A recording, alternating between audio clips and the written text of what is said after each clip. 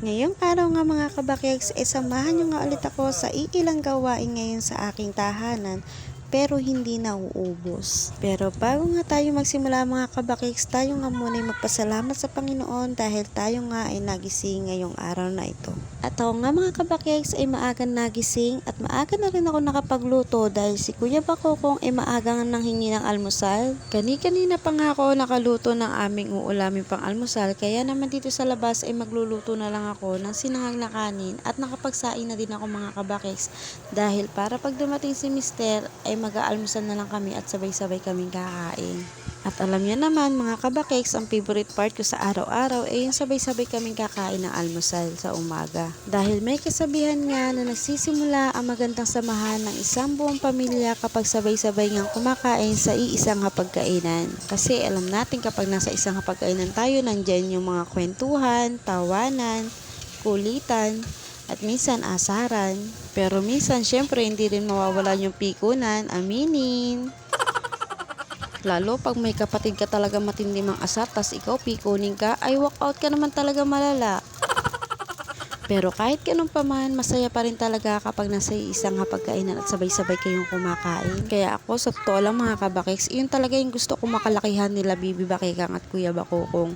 Yung sabay-sabay kumakain dahil ganun din kami pinalaki ng mga magulang namin. Yung kahit konti lang yung ulam namin, basta sabay-sabay kami kumakain, okay lang at masaya pa rin. Nandyan pa nga mga kabakeks yung naranasan namin na halos talagang wala kaming ulam or wala kaming inuulam. Ulam namin asin tubig o kaya toyo't mantika. Minsan makakabili si nanay ko ng itlog, 3 piraso, 2 piraso, tapos iluluto niya yun ng pagkalapad-lapad, tapos hahatiin niya yun ng parang papizza. Hahatiin niya sa 7 piraso or 6 na piraso. Hati-hati kaming magkakapatid at sina nanay at tatay. At kung minsan pa nga noodles, tapos lalagyan ni nanay ko ng papaya o kaya ng gulay, basta maparami lang yung 1 pirasong noodles na yun. Tapos hahatiin namin ni nanay ko yun sa 4 na baso or 5 baso para magkasya sa aming magkakapatid. At kahit ganun pa man yung naranasan namin nung kami mga bata pa kami namang magkakapatid, nagpapasalamat pa rin kami sa magulang namin dahil nairaos nila kami at napalaki nila kami ng maayos at mapagmahal. Kaya naman ngayon may sarili-sarili na kaming pamilya, kanya-kanya din kaming pagsusumikap para maitaguyod din namin ng maayos ang aming mga anak.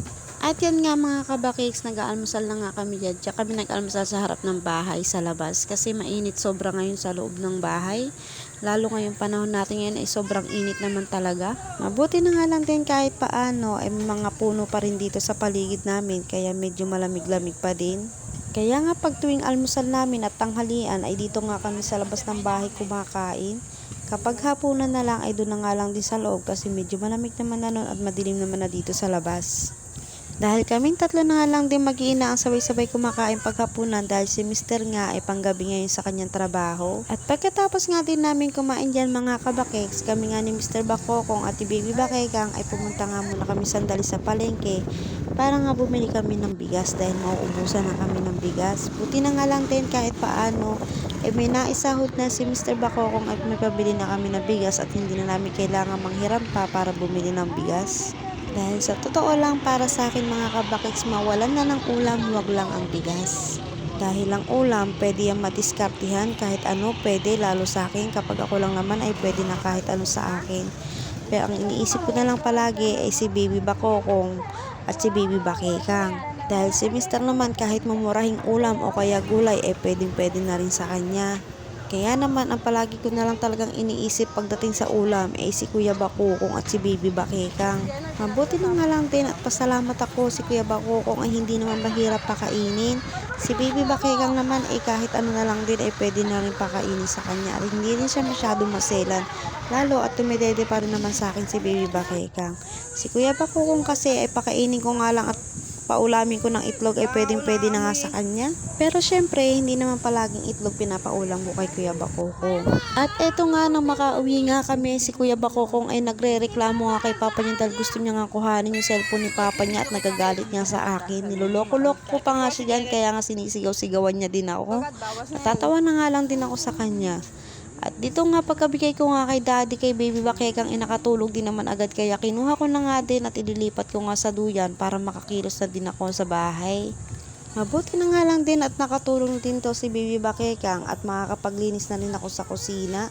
Diyan ko na nga lang muna siya sa duyan inilagay para kahit paano ay hindi siya agad-agad magising, dahil kapag sa kwarto ko siya nilagay, baka magising siya agad lalo't magkakalampagan na naman itong mga plato dito. Alam niyo naman si Baby Bakekang, kapag hindi ako katabi ay mabilis siya nagigising, konting ingay lang ay nagigising siya agad. Kaya naman diyan ko na lang siya inilagay sa duyan para makakilos ako ng maayos dito sa kusina at magawa ko yung mga dapat gawin. At dito nga ay nakita ko yung platuhan namin ay sobrang dumi na nga, kaya nga lilinisin ko na din siya para kahit paano ay maging malinis naman at matanggal yung mga dumi-dumi. Baka makain pa ni Baby Bakekang at Kuya Bakoko yung mga dumi, maapektuhan na naman yung mga tiyan nila. Dahil napakahirap talaga kapag ang mga bata ang nagkakasakit. Di bali na nga lang tayo ang magkasakit, wag na nga lang yung mga bata. At diyan nga mga kabakay, makikita nyo ay gising na nga si Baby Bakekang, pero diretso pa rin ako sa aking ginagawa. Mabuti na nga lang din at walang sumpong, kaya kahit paano ay nakakakilos pa din ako. Binibilisan ko na nga lang din yung kilos ko dyan para kahit paano ay maitapos ko yung gawain ko na yan para hindi ko na nga maipagpabukas. At pang matapos ko nga yung ginagawa ko na yon, nagluto na nga at niluto ko na nga tong isda sa rep. Ipapaksiw ko na nga lang itong misugo na to para wala na masyadong gastos. At mabilis ang luto na din, dahil kapag si Baby Bakekang isinumpong baka hindi pa ako makapagluto ay may ginagawa si mami niya. Yung ganitong klaseng luto nga pala mga kabakis, isa nga rin nga pala to sa gustong-gustong inuulam ni Kuya Bakokong, o diba? Walang pili-pili yung, buti na nga din at marunong na nga din siya maghimay ng isda, pero minsan hindi ko hinahayaan dahil nakakatakot din pag natinik. Ito pa naman bisugo, napakadaming tinik nito sa bandang ulo, kaya minsan natatakot talaga ang pakainin mag-isa si Kuya Bakokong. Kaya lang si Kuya Bakokong may pagka-independent talaga, gusto niya mag-isa siyang naghihimay ng isda at gusto niyang matutunan. Iyan nga lang din yung isang kinakatuwa ko kay Kuya Bakokong ko, na talagang hindi niya ako pinapahirapan sa lahat ng bagay. Simula baby siya hanggang ngayon, talaga naman wala ako masabi sa kanya dahil hindi ako nahihirapan sa pag-aalaga sa kanya. At yan nga mga kabakeks, naliguan ko na nga din si Baby Bakekang at patutulogin ko na nga din yan dahil santambak pa nga tong aking gawain dito. Kung nakikita nyo mga kabakeks, hindi maubos-ubos ang gawain ng nanay, diba? Yung tipong kahit anong imis mo maya-maya ay may kalat na naman. Bakit nga ba hindi nauubos yung gawain ng nanay, no?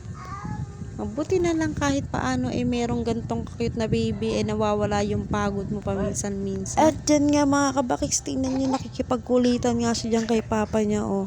Ginagaya-gaya niya ng pag-ubo-ubo ni papa niya dyan, at si papa niya naman ay tuwang-tuwa din sa kanya. Nakikita-kita ko na nga na papas girl ang Baby Bakekang na yan. Kung minsan pa nga kinakalampag niya nga yung pintuan doon sa kabilang kwarto dahil doon nga natutulog si Mr. Bakokong dahil panggabi nga siya. Pag dito siya sa kwarto namin natulog, nako, hindi siya makakatulog, lalo andyan yung Baby Bakekang na makulit na yan. Sige pa ang pagpapakute kay papa niya. Siya mga kabakeks, hanggang dito na lang muna ang ating video. Hanggang sa susunod ulit. Salamat sa inyong panonood. At huwag nyo kalimutan mga kabakeks na mag-like and share. Bye!